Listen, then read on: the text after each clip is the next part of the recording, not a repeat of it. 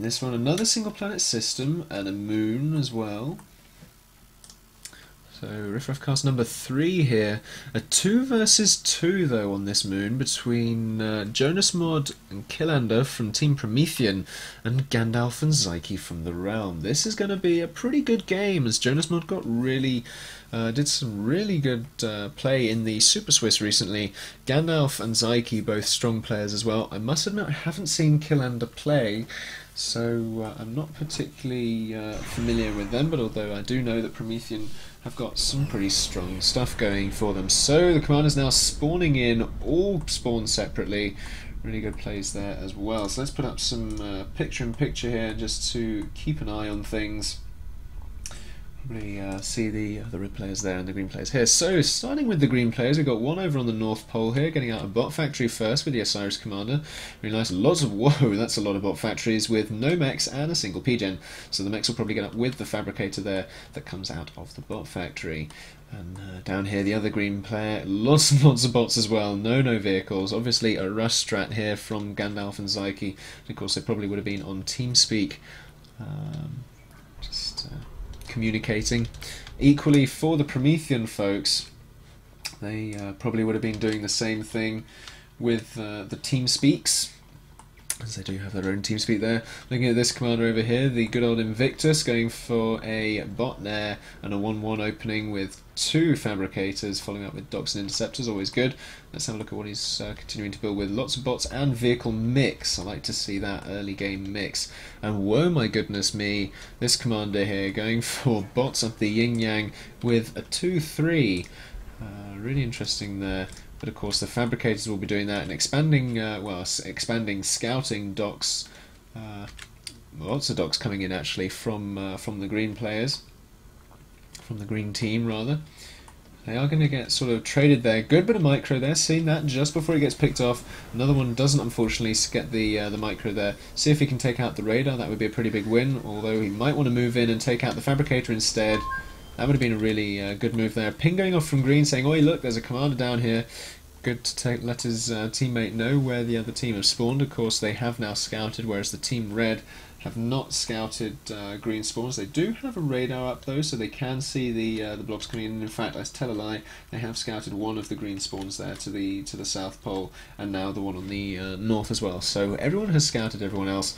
Always good to see that in a game, because of course until you've scouted your opponent, you don't really know what you're up against and what to do about it. Interesting commander there. So lots of docks moving out from the team green there. Another ping goes off saying, there's a radar there, let's take that out. And a good number of mechs there as well. Well, the spawn disparity and mech metal count there. Although both teams are equal on mechs, relatively speaking, although the red team is actually a little bit better on in terms of power here, and a group of docks moving in, applying a good bit of pressure here. If we can take out that Bumblebee before it does too much damage, that would be a really good idea for this force of docks to do, as it would mean, yes, really good play there, as it would mean they have a little bit more in terms of longevity. Red ping going off saying, oh my goodness, that's a lot of units. As we go into their view, we can probably see with the... oh, well, I thought their radar would probably cover it, apparently not. But a bit of raiding going in on the other side of the base as well. Good bit of docks there, taking out a mechs. Going to have to rally some units to deal with that. Indeed he does there. A little bit of micro as the single file units come in. Really well microed there. Losing very few units just to defend that big push. Another one coming in from Team Green on the north now as well to the red base. Red team seem to be something on the defensive here, as the commander on the South Pole using Ubercans as well, and he's actually taking a bit of damage, down to 90% of his health. Lots and lots of docks coming out there, so many bot factories queued up, and lots of PGens as well, obviously so that his ally over here can just factory it up without having to worry too much about PGens. But we just got docks, and more docks coming out. Hopefully once we start seeing vehicles moving out, we might see a little bit more of an interesting matchup. But of course the vehicle count does have to get reasonably high before they can really take on docks. I mean, a couple of ants versus this many docks isn't really going to end too well for the ants. Let's just say that much for now. But the blob there chasing Team Green away. This is my turf, they're saying. Good bit of harassment there, taking out some expansions from Team Red. So keeping their metal count low. Back to even Stevens there on the metal. In fact, Team Red still ahead with the energy there, with the power. A few units getting away with these docks there. Could move in and take out a factory here, but they don't want to overextend themselves. They could move in and take out mechs instead of the factories. In fact, they might want to move in and take out the radar. That's obviously their prime target. Down it goes. Successful raiding. They can take out another mechs there. They know they're going to lose the unit, so let's just target down the mechs and get a little bit of a small win there. But a win nonetheless. More units fighting over here in the crater as well. Just beginning to sort of single file it in. And I have a feeling what we should probably do is perhaps pause so the chronocam can buffer ahead a little bit. I feel as though that might be wise to do. But we'll see how it copes. I won't use speed up time or anything like that. And if I use backwards time, then I won't speed up time to catch up again. So I think that might be what's causing the problem. Really aggressive commander use here by Team Green with the Osiris there. That's another thing that's common in this patch, is rather aggressive commanders. Really interesting to see this. Will he put up a proxy base? I'm not sure. Probably move in and take out a good number of these tanks that are teleporting, so it's going to be slightly difficult for the targeting systems of the commander. And of course at the time of the game they won't have been teleporting. That's just because chronocam is having to buffer at the same time as I'm watching it. Apparently, yeah, the play button was burst, so rather interesting there. Meanwhile, of course, commander putting up walls there to defend himself. He's obviously being very, very aggressive. So Team Red is going to have to deal with this at some point, or rather, let's keep chronocam on the south spawn there, because I seem to be focusing on the north spawn quite a lot. A few docks moving in now as well, having to retreat. They don't want to engage this green force there just yet. Gosh, this liggity lag is really annoying me. Probably pause just for a second here. So after having given the chronocam a little bit of a chance to buffer here, the commander's still with his walls there, his little temporary fortress, popping off a few Ubicans. This is going to be a problem for Team Red. Desperately trying to move some docks into having to deal with this. Doing a little bit of damage to this commander though, overextending himself, perhaps one could argue, as he falls now down to 64% of his health. And Bumblebee's attempting to move in. Will get shot down though, unfortunately the interceptors didn't stick around to take the bait. The Bumblebee there cursing the interceptors who abandoned him to die, as the commander continues to make the Great Wall of Osiris here, pushing into Red's base. This is definitely an issue. In fact, not even completed walls, but they will decay, but you know, any wall is a wall. And, it's a big hard thing which is slightly difficult to get through. Make of that what you will. There's a few more docks now, continuing to harass expansions here, keeping guard and sentry there. So no more expansion can occur, and of course Team Red now beginning to get out expanded as we look into the economy tab. 224 mechs to 186, and not too far apart. I think Red is still in with a pretty good chance here. Green could really expand so much further, but of course Red also obviously putting in a little bit of raiding to Green's expansions as well on the other side there, which is good to see as well. And keeping up with the PGen production is also good, but that's so many bot factories. Unfortunately their metal is stalling a little bit, so they could be building faster if they just managed to expand. But Team Green now pushing into this red base. This is a really big issue as another radar goes down, more Bumblebees go down. This commander here going to force to defend with his life, as this commander here from Green is being the MV commander. Pushing in so far, deleting this entire base, just using docks as tanks gallantly try and, well, gallantly, valiantly, however you want to say it, try and defend here as best they can with the commander. Lost a number of factories though, only a few PGens, but unfortunately this base, I feel Team Red is going to eventually realise that this base is a lost cause, because that's just too many docks, and as we zoom up here we can see more moving in on the horizon as well. So Team Red, if they want to save their commander, they can put up a teleporter and get into the other base here, but of course that would be effectively relinquishing this base to Green, which of course they might not necessarily want to do. Docks are relatively easy to take out with a couple of Uber cannons now, but it's going to be somewhat more tricky with this Osiris commander here pushing in with his own offensive Uber cannons. So I feel as though Team Red's best option here would be to run away, or of course engage in a commander war. That's cool too. A few docks ready to take a little bit of a flank there as well from Team Green, just up to the top of the picture there.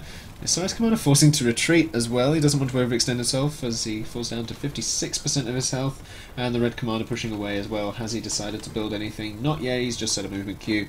So he might want to get up a teleporter so his ally can send units to him, because there doesn't seem to be too much pressure being put on this base at the moment. And of course saving this base is vital. Ping going off there from Green saying let's just push in, let's deal with this. And we can see Green's point of view there. Lots of boombots moving in on the side of the picture, taking out the commander.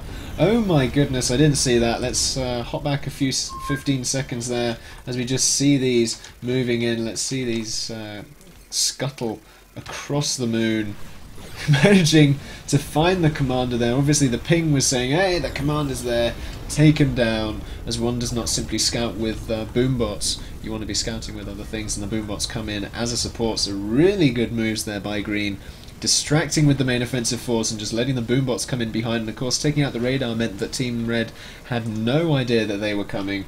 Really, really good play there from Red. Good number of bombers though coming in, perhaps getting off a commander snipe here, and they will do. Perhaps one or two more passes, but unfortunately the commander does manage to defend himself. 11 health there. Just a small bomber raid there, and that commander is going to be toast. That was really close there by Red. Really unfortunately didn't quite manage to get the snipe off, probably because a couple were taken down by the docks, but unfortunately this base is going to go. But that commander doesn't want to stick around for too long. He's only got 2% of his health left. That's a couple of shots from tanks and he's out of there. You might want to even get up some reinforcements, just to reinforcing fabricators to heal him up there just a little bit. But a few docks here trying to come in and exploit that 2% health. Unfortunately they're running into a big blob there, not exactly ideal. And a few more bumblebees come in. This is going to be the win here for that they wanted initially. There's only a couple of bombs are dropped, but the commander is taken out, so we're down to 1-all in this really good 2 versus 2 here on the moon. I do feel as though Team Green do still have the upper hand a little bit, as they do have 198 mechs and equivalent power, which they are floating of course, so they can continue to put up more production. Now let's swap views here so we can keep a tab on that remaining base being taken out there by the docks in the picture-in-picture, and the main base now coming under threat from the Team Green here as bumblebees try their best to defend. Really good bombing run there actually, taking out a surprising number of docks with well microed bombers there.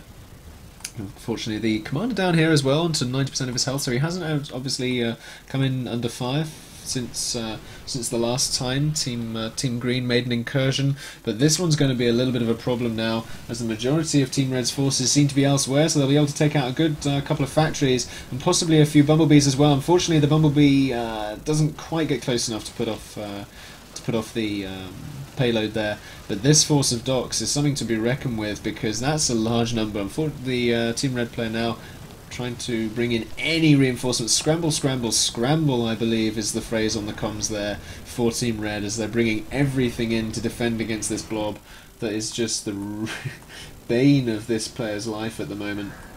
As P-gens will start to go down, I suspect, no doubt. So the docks are sort of dancing around the P-gens. There we go, starting to take them out, moving up between them, moving in the aisle as well. Weakening a few, but not taking too many down. Of course, docks aren't brilliant at damaging buildings. They're best at damaging mechs and radar structures and fabricators and that sort of thing. But when you have this many, they do eventually their DPS will stack up.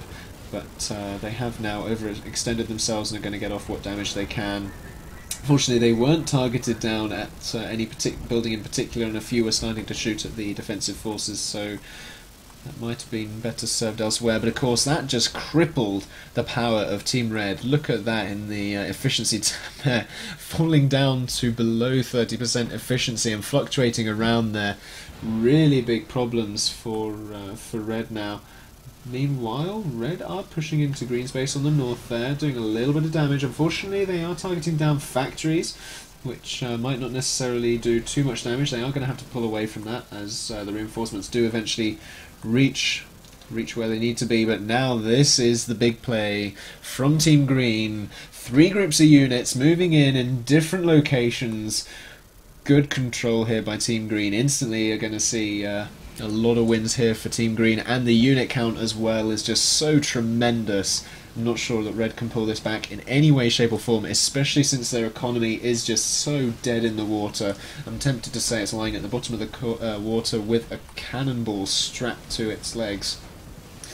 Eventually going to run out of oxygen as well. So yeah, this is curtains for this commander, and Green are going to take the victory as all of those docks move in, focusing down on that commander. Will they kill him in this raid?